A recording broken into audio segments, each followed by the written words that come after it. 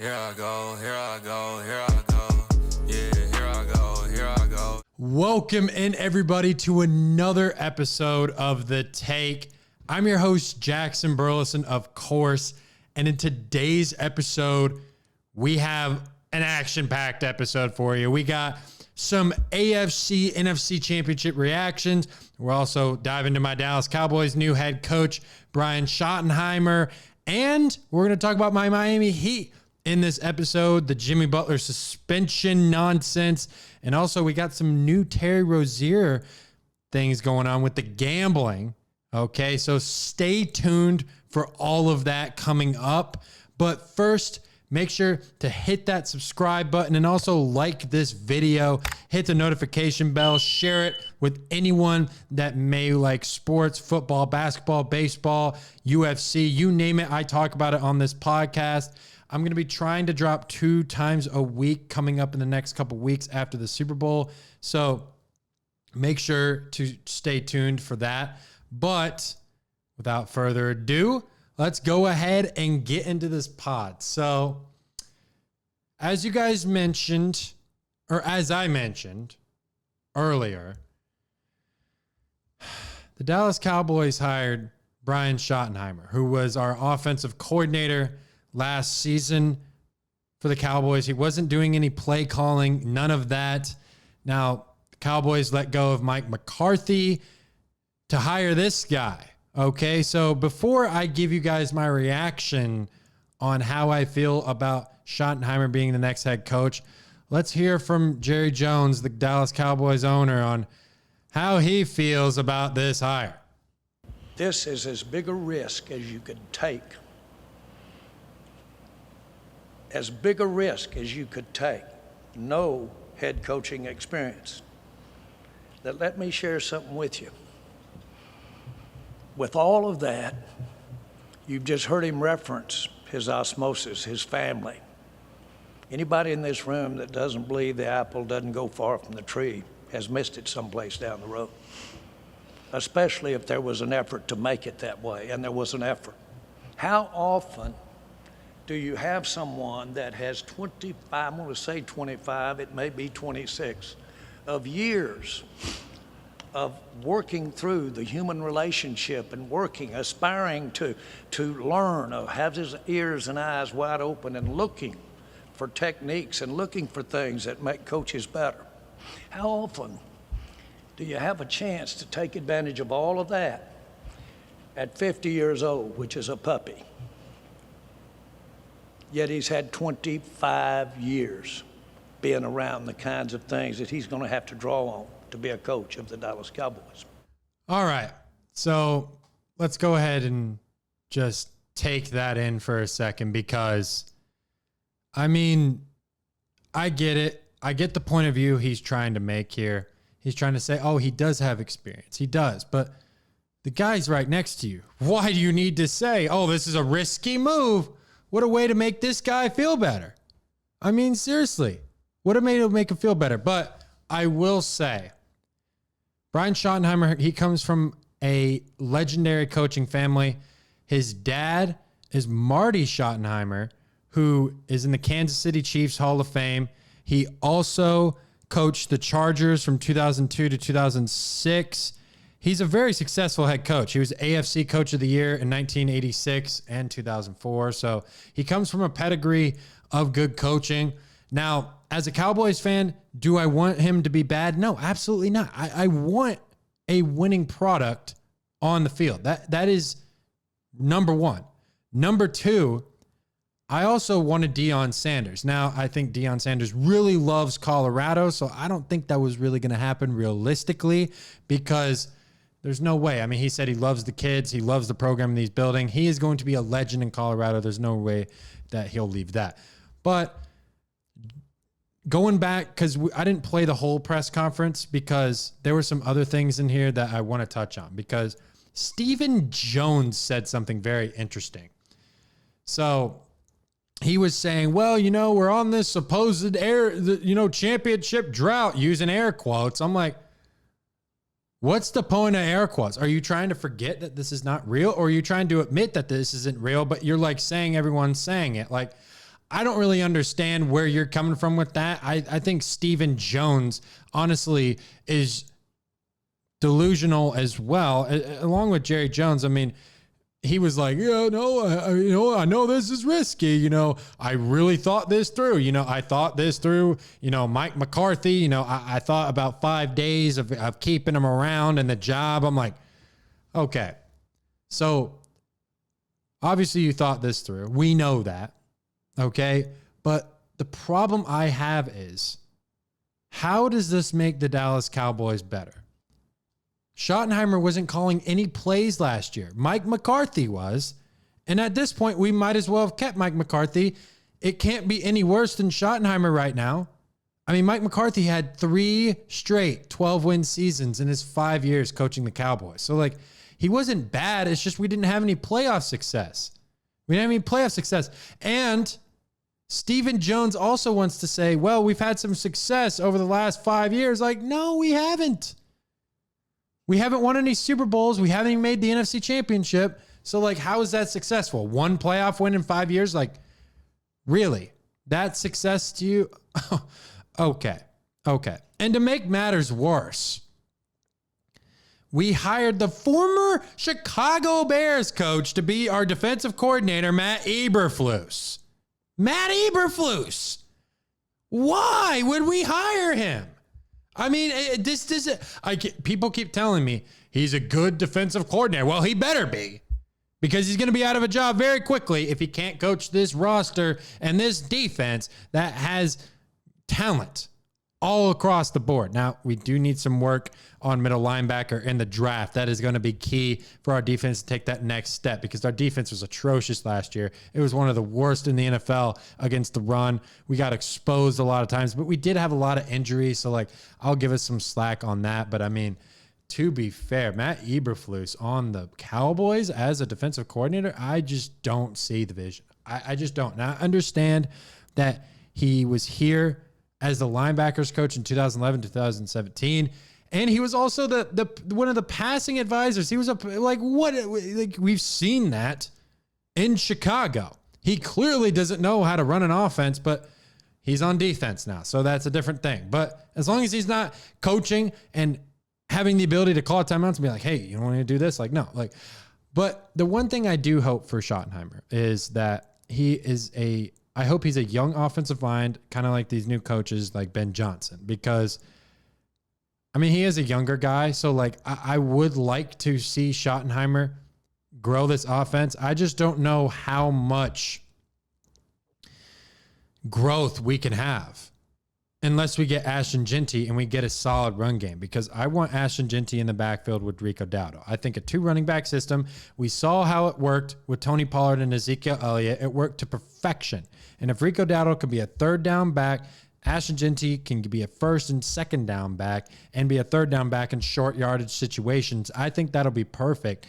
Now, if Schottenheimer can figure that out, I think we'll be okay. I did like a couple things he said in the press conference, though. He did mention culture and how we only do this to win. What's the point of going out there, putting all this work in if we're not going to win? And I agree. I'm tired of being a Cowboys fan and sitting back and being like, well, I hope we win a Super Bowl this year, because that's been Jerry's plan for the last couple of years. I hope we have the right players. I hope we're better. Hope is not a plan. So you can't, first of all, you cannot start out with that. Now, he also claims that Jerry Jones, this is not about his comfort zone. It was about Brian's pedigree, which I can kind of see the vision a little bit. I'm not really as upset as I was initially with it, because first of all, when coaches are hired and you're trying to turn around a franchise, you're going to have a little hope before they go and actually coach and get a result, because you don't know what the result's going to be yet. So I'm okay with this hire for now, but if it ends up being bad, that is when I'm going to start to get mad, because you hired a person with no head coaching experience. But I mean, you do have to start somewhere. I mean, Ben Johnson, he doesn't have any head coaching experience. And he's on the Bears. So, I mean, it's kind of the same thing. Now, I'm not saying Ben Johnson is worse than Schottenheimer. That's not what I'm saying. And I'm not saying Schottenheimer is on the level of Ben Johnson. I don't think so. I have never seen Schottenheimer call a play. He didn't even call a play last year. So that's where I'm like, okay, like, are you really going to turn this thing around? I don't know if he honestly will.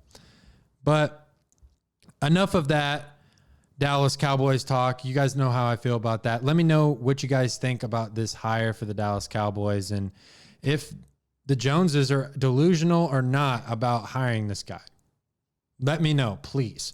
But let's go ahead and go into the Bills and Chiefs AFC Championship. It was an absolute heartbreaker for the Buffalo Bills. And I'm going to play the play that everyone's been talking about all week long with the first down. I will give you my thoughts as soon as I play the clip. So here it goes. Heartbreaking, guys. It's very heartbreaking to listen to and watch. Allen push from behind. I think he got it. The crowd here, the far side judge says tucking it and now going, reaching for it. It's as close. He's looking from the other side where the football is. Right there. Does he get enough to get to that line? Just had to get to that line. Previous play. After review, the ruling in the field stands as called. It'll be first down Kansas City. Wow. I mean, you got to give, that's so close. It's whatever the call was, I don't think you can overturn it. Kansas City came in with a plan. Nobody could stop this. Here's the line. Does the ball cross that definitively? No. Wow. Okay. So that also wasn't the only play that was controversial. There was a catch made by Xavier Worthy in the game. He didn't have possession of it. It was honestly grabbed by the Bills defender and the ball hit the ground. So please tell me if Xavier Worthy really caught that football. I mean, I don't think he did.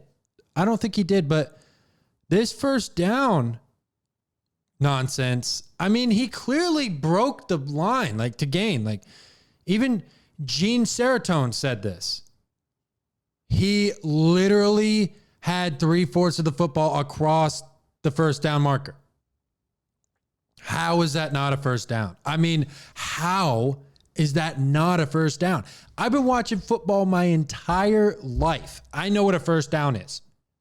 But I've never seen the refs be so blind in my life to a call than that. I've never seen that. Like, you cannot sit here and tell me that Josh Allen did not break that play. Now, to be fair, the Bills don't know what a tush push is. They don't know. They don't know how to run it. I mean, they tried running it so many times. It's like they were trying to quarterback sneak, but they were calling it a tush push. Like, a tush push is when you have a few guys literally right behind the quarterback and he's ready to push. A quarterback sneak is completely different. You have the running back like 5 yards behind him and the quarterback goes to the left and sneaks. It clearly wasn't working, so why did you keep doing it anyways? It was close, but you got to make sure, if you're the Buffalo Bills, you have to make it definitive. You can't leave it up to the referees. And all game, to me, for this AFC Championship, the Buffalo Bills were playing scared. They were playing like they didn't want to mess up every time. That's just me. I think that's how they played. I think Josh Allen was playing scared. I think this Bills team knew what they were up against. The Chiefs got to their head. They came in here. They lost the last 3 postseason matchups to them. It's like, okay, this team owns the Bills. And the Bills let that get to their head. I mean, all game. And I said this earlier when I had Gabe on the podcast. You cannot let the Chiefs get ahead. And they did right at the beginning of the game. Now, they obviously regained the lead, but you can't let them get back in it. You can't keep it close. That's where Kansas City thrives. They thrive on that. And what's crazy is this is the Chiefs' first game this year scoring over 30 points. So, like, they haven't looked all that great. Now, Patrick Mahomes, he had his best game of the playoffs, one of his best games of the season on a down year. But I mean, if you're Josh Allen, you have to step on the Chiefs' neck. You cannot let them breathe. You have to pull away. You have to execute in these certain situations. You have to. You got to do it. And the Bills are not going to win with Khalil Shakir being their best wide receiver. I am sorry. That is not going to happen. There's no way that is going to happen. No way. And the Bills defense, they couldn't do anything. They could not stop the Chiefs to save their life. And Von Miller, he's no longer Von Miller. So, like, it's just so tough because I do feel bad for Josh Allen because now he has 7 playoff wins, which is the most without starting in a Super Bowl. I mean, it's just absolutely unbelievable. I mean, the Bills just have such bad luck when it comes to playing the Chiefs. I mean, Josh Allen is 4-1 against Patrick Mahomes in the regular season. In the playoffs, he's 0-4. So we know where the Chiefs live. And it's in the postseason, and it's in Arrowhead. Plain and simple. People were saying that the referees gave him this game. I kind of agree, but I kind of don't. Because the first down and the catch, absolutely. And go back to that Xavier Worthy catch for a second. If that Xavier Worthy catch is actually a catch, then Dez Bryant caught that football in 2014 against the Packers. He did. Like, please tell me what's different about that. Both of the balls didn't survive the ground. So Dez Bryant made a football move. Xavier Worthy barely had possession, or even if he had possession, I really don't think he had possession. And the ball hit the ground. It's not a catch. It's not a catch. Like, please tell me, if that's a catch, then Dez Bryant caught it in 2014. That's the game I'm going to be playing right now. I'm going to be doing that because that is the reality of this situation. He didn't catch that ball, and Josh Allen got the first down. Now, other than that, the Bills played scared, the Chiefs executed better, and they were just a better team. That's it. There's no other way to sugarcoat this. None. And it's very annoying because I wanted to see the Bills finally get one. I wanted to. I don't want to see the Chiefs in the Super Bowl, but they're in it and they have a chance to make history. They became the first team to win back-to-back Super Bowls and then appear in a third straight Super Bowl for the three-peat. No team has done that yet. So they're approaching it. I'm not really going to get into the Super Bowl. I'm going to go into it next week. I'm going to preview that matchup, give you my thoughts and things like that. But that game was ridiculous. Ridiculous. Crazy. But now let's go to the NFC Championship. So Eagles versus Commanders. I mean, Saquon Barkley. You were on another level. I mean, you were absolutely the MVP in my eyes. I don't care. He has been the most valuable player in football. Without Saquon Barkley, I think this Eagles team collapses. I think all the Jalen Hurts and Nick Sirianni stuff that was going on in the offseason catches back up with this Eagles team. But with Saquon Barkley, he has literally saved that relationship, and he has saved Nick Sirianni's job, and he has saved Jalen Hurts from all the criticism this season. So Saquon's youngest daughter, Jada, asked him before the season when he got traded from the Giants, hey, does this mean we win now? Well, yes, it does. Yes, it does. It means you win. It means you win. And to be honest, look, I'm not a big Eagles guy. I don't really like the Eagles, but I am happy for Saquon Barkley. I mean, he was in prison when he was with the New York Giants. Prison. I mean, man's talent was being completely wasted, and now he's reaching his potential. 2,000 rushing yards. Now he's 30. He needs 30 yards to break Terrell Davis's single-season rushing record including the regular season and playoffs. He needs 30 more. So he's having arguably one of the greatest seasons a running back has ever had. I'd probably say Eric Dickerson's season is a little bit better, but he is having an all-time great season. And I'm happy for him. I am. I will enjoy watching Saquon Barkley in the Super Bowl on the biggest stage because he is one of the biggest stars in the game today. And I've been dying to see him there. And it's very crazy how this Eagles team did this.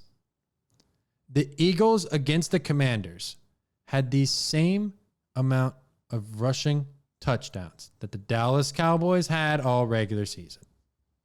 All regular season. I mean, are you joking right now? I mean, are you serious? Like, that number was 7. The Eagles had 7 rushing touchdowns. 7. I mean, let's look at Dallas. Dallas, this season, only had 6. They had more. 7 in one game, and Dallas had 6. I mean, honestly, you can't really ask for a better season for Philly. I mean, they started 2-2. It looked like, you know what? Is this experiment going to fail? They won 10 straight games after that. They haven't looked back since. And Saquon Barkley, he can't be touched. I mean, he's literally the first player since Jamal Lewis in 2003 to run for 3 60-plus touchdowns against the same team. 3 60-yard touchdowns. I mean, are you serious? Are you kidding me? This is not fair. It's not even fair, dude. Like, if you look at Saquon's stats this postseason, it's absolutely remarkable. I mean, he's ran in 3 games 442 yards. He has 5 touchdowns. And he's also averaging 6.7 yards per carry. That is elite.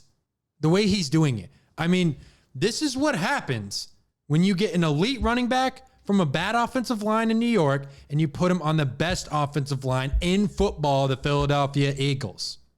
That's what happens. And the Eagles also have the number 1 defense. They have the number 1 scoring defense. And the Commanders just couldn't handle it. They couldn't. Jaden Daniels, he looked like a rookie.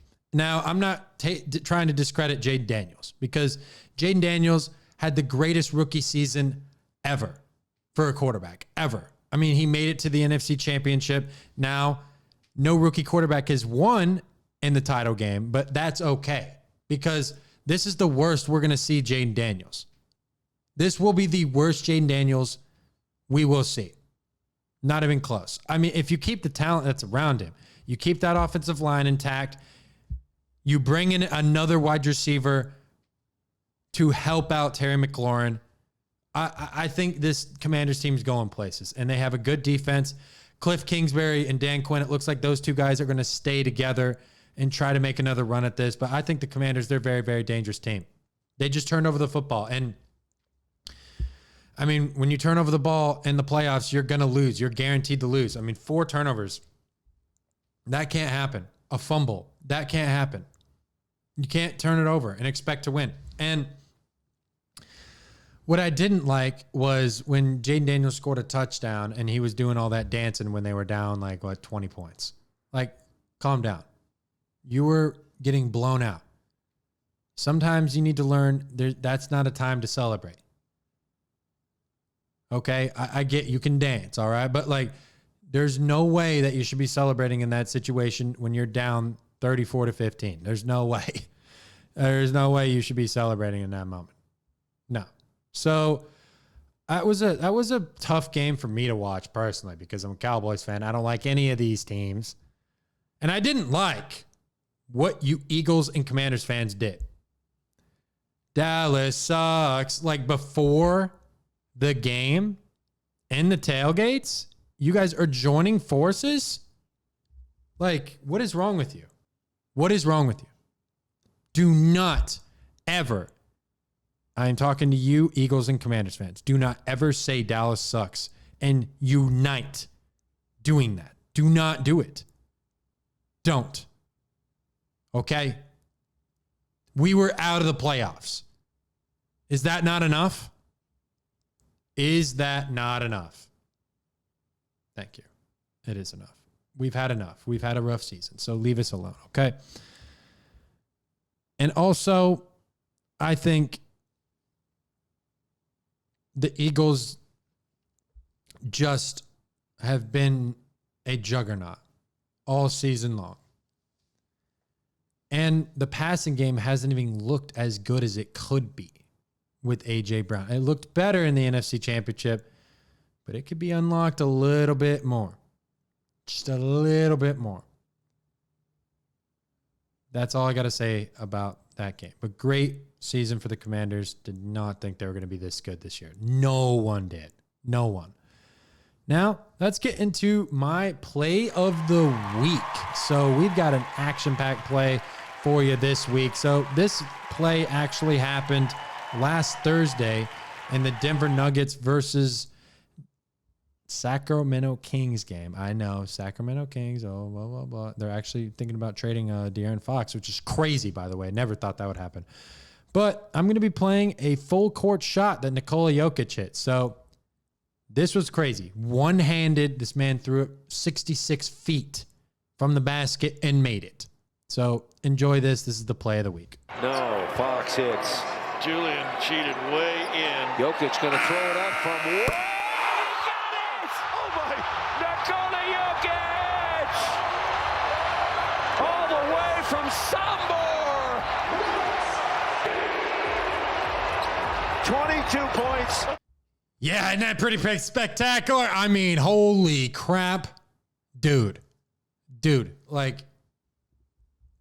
Nikola Jokic has been unbelievable this year. Jokic, in that game, recorded his 5th straight triple-double before the 4th quarter.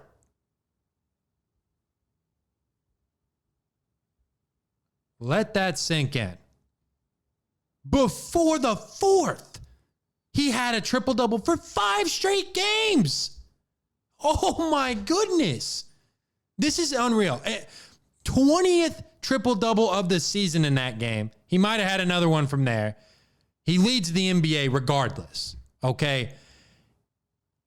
And he also had, in that game, 20 points and 20 rebounds before the end of the 3rd quarter.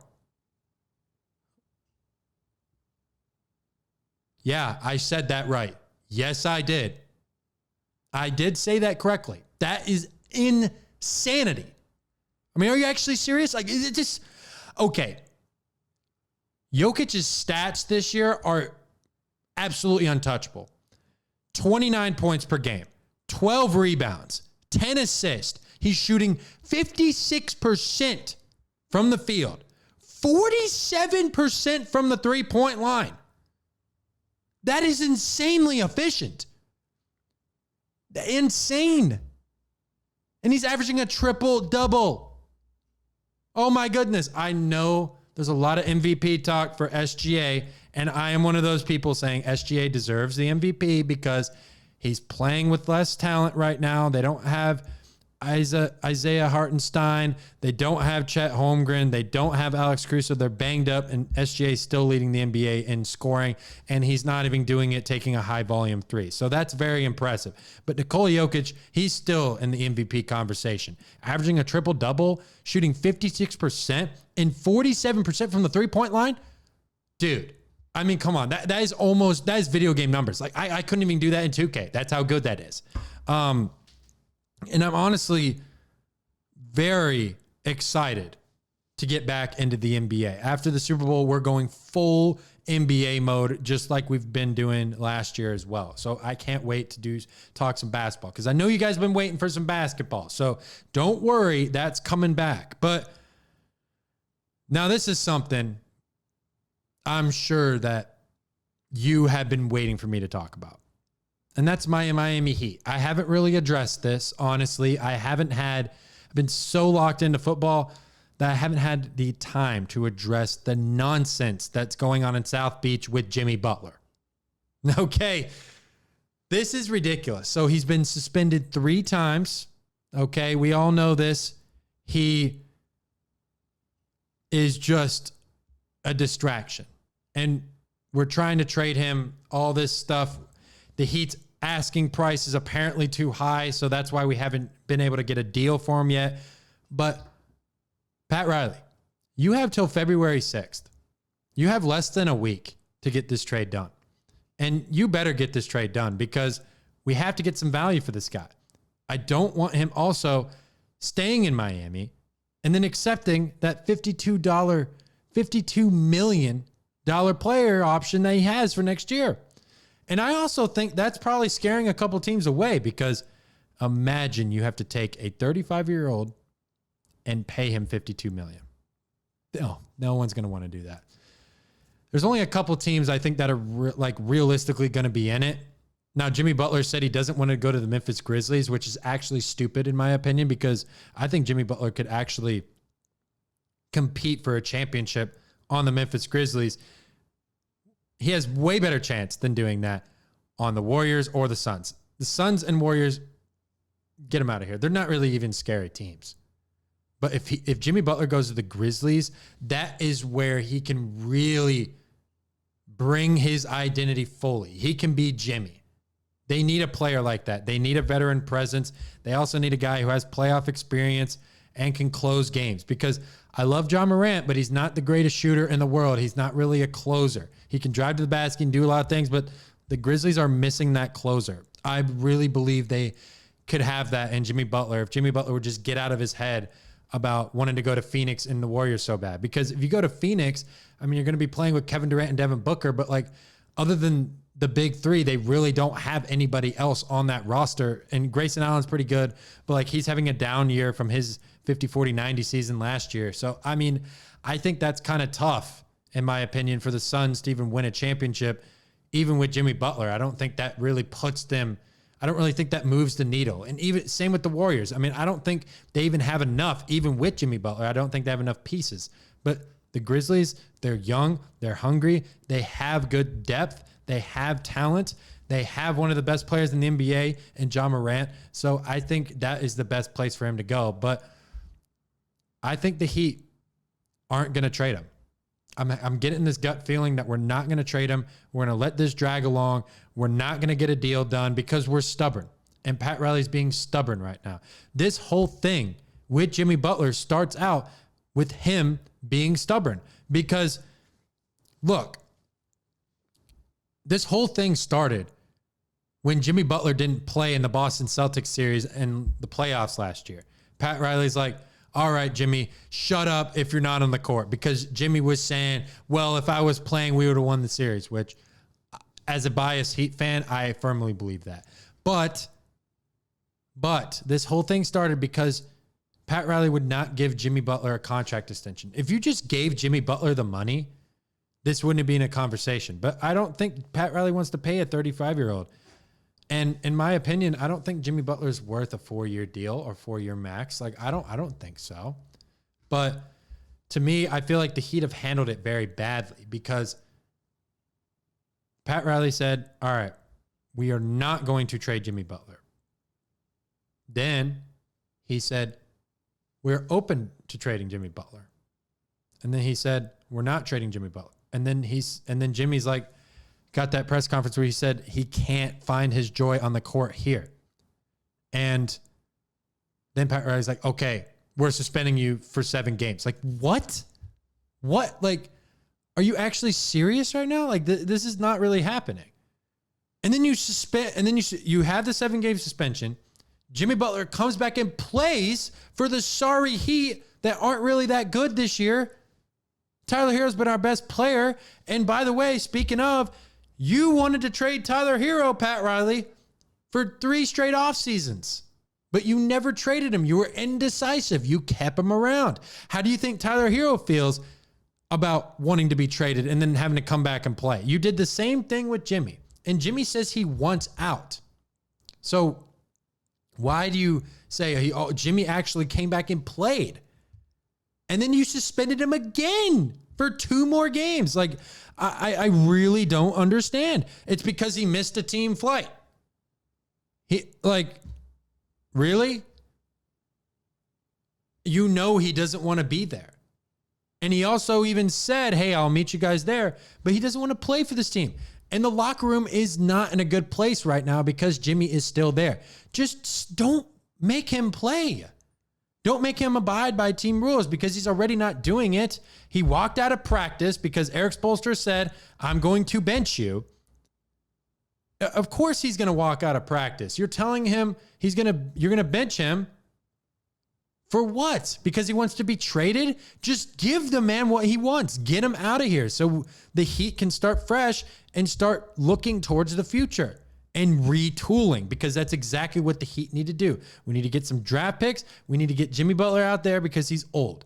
The rest of our team is rather young, besides Kevin Love. But I think Kevin Love could be in that deal, by the way. But that's another conversation. And then the third suspension, he gets suspended indefinitely for the walking out of practice situation. And Stephen A., he actually initially blamed Pat Riley, but then he blamed Eric Spoelstra for the benching thing. So, I don't really blame, I don't know, because Pat Riley does control a lot when it comes to the Heat. So I'm not sure what to really even buy anymore, but all I know is the Heat need to get rid of him before February 6th, or there's going to be a big problem. There's going to be a big problem because Jimmy did this when he was leaving Minnesota, Chicago. I mean, he's had bad exits at the end of his run. And to be fair, I don't think anyone should really want to trade for Jimmy Butler because, one, in the last 5 years, he hasn't really been that available. I mean, he's only played 60 or more games 2 times in his 5-year stint with the Heat. 2 times. So he hasn't really been available. Now, I know he's playoff Jimmy, but even before that, I heard some guy talking about this on ESPN radio. Before he came to Miami, he was known as a head case. He was a problem. And then the Heat kind of revived his reputation a little bit, and he became playoff Jimmy. If you just get into the playoffs, you got something. So I think that's when people should be like, well, maybe I will trade for him. So, and I think part of the problem is, I feel like we're having a hard time trading Jimmy Butler is because, one, Jimmy Butler wants to be on the Suns. And 2, Bradley Beal has a no-trade clause on his contract, and his contract's huge. So I think that money has to work. So I think we have to get a couple of teams involved. I've heard 5-team trade been thrown in there, 3-team trade. Heck, since De'Aaron Fox is up and available, maybe the Miami Heat should make a deal with the Sacramento Kings. Trade Jimmy Butler for De'Aaron Fox. I know it sounds crazy, but I would love De'Aaron Fox on the Heat. He's young. He's a really good player. He's been averaging 25 plus for at least 3 straight seasons. So, I mean, I would love De'Aaron Fox on the Heat. That's another thing. And also, I just don't think that the Heat are being decisive enough. They need to make a decision and stop being picky. Get what you can get for Jimmy Butler and get him out. That's it. Bottom line. And also, there's something else going on with the Heat as well. I mean, we've just been an absolute mess this year. I never thought that this Jimmy Butler situation would blow up to where it is now. I really didn't. I thought, you know what? The Heat will probably trade him. I knew he didn't want to be there, and then they keep trying to stick him around. I think the Heat really want him there, but he doesn't want to be there. I think that's part of the problem. And Pat Riley is notorious for doing this. I mean, he basically booted D. Wade out of South Beach. He wouldn't pay LeBron James and only paid Chris Bosh. So I think there's a lot of problems with this. And it's a pattern that Pat Riley keeps doing over and over and over again. And I think he's too worried about this three-peat happening for the Chiefs since he has it trademarked. So he needs to be focusing on some other things, okay? There we go. But speaking of, we're staying on the Heat. This is the last segment of the day. So this is actually news today that dropped. So there actually has been some unusual betting activity regarding Terry Rozier, who is currently on our team.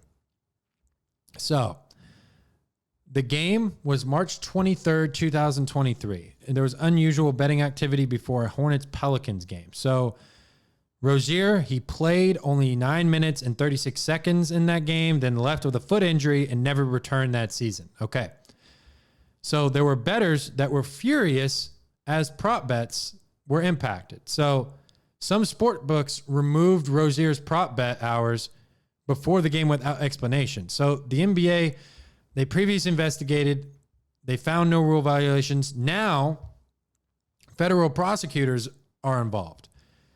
And this is kind of similar to the Jonte Porter case, and he got banned from the NBA for life. So, and if I pull up this article here, just so you guys can have it. This article by ESPN News Services, it was posted January 30th, 2025 at 1 p.m. So it's basically saying that there was unusual betting patterns surrounding the play of then Charlotte Hornets guard Terry Rozier in a game nearly 2 years ago. And basically, they've been saying that the game that I'm talking about, people were slamming like the under on like points or rebounds or whatever, and he didn't end up playing. And he wasn't on the injury report one game. He didn't play. And it's just a very weird situation. And it says bettors tried to get as much money down as possible, parlaying the unders on Rozier's statistics, including rebounds, ahead of the March 23rd, 2023 game. Sources familiar with the betting told ESPN's David Purdom. So there's nothing like official yet. It just seems like there's an investigation going on. But, I mean, this could be similar. This is kind of similar because Jonte Porter, when he got banned from the NBA, there were prop bets, and he was actually betting on his own team to lose. So that was a big deal. But I don't know if this is going to turn up to be anything. But they were also saying some sports books offered Rozier prop bets. His totals for that night were generally set around 21.5 points, 6 assists, and 4 rebounds on March 23rd. Then took them down hours before the start of the Charlotte Hornets New Orleans game. It was not clear why that happened, and some bettors wondered aloud why that unusual move had taken place. Rozier was not listed on the team's injury report going into the game. So that's a pretty big deal when it comes to that. And I don't know that if anything is going to come up with that, but this is a pretty new news story, and it has to do with Miami Heat. So I had to cover it real quick, but we dove into a lot today. So make sure to give me a thumbs up, hit the subscribe button, hit the notification bell so you do not miss out on any more episodes, and also comment what you think of these videos. Let me know what I could be doing better. Let me know what kind of content you want to see, and also share this. I mean, I need people to be watching this, so just share it with anybody you possibly can. So that's going to go ahead and do it for today's episode of The Take. I'm Jackson Burleson. Follow us on Instagram, Twitter, or X, whatever they call it these days, Facebook, TikTok. It's actually back. And give us that follow, and on Spotify as well. That would be very helpful for us moving forward. But I appreciate you guys listening. I'm Jackson Burleson, and we'll see you guys in the next episode. Peace. Talk to me, baby. Talk to me nice. I'm from another world, baby, yeah. Broadway paradise. They think I'm way too cold, cause I put my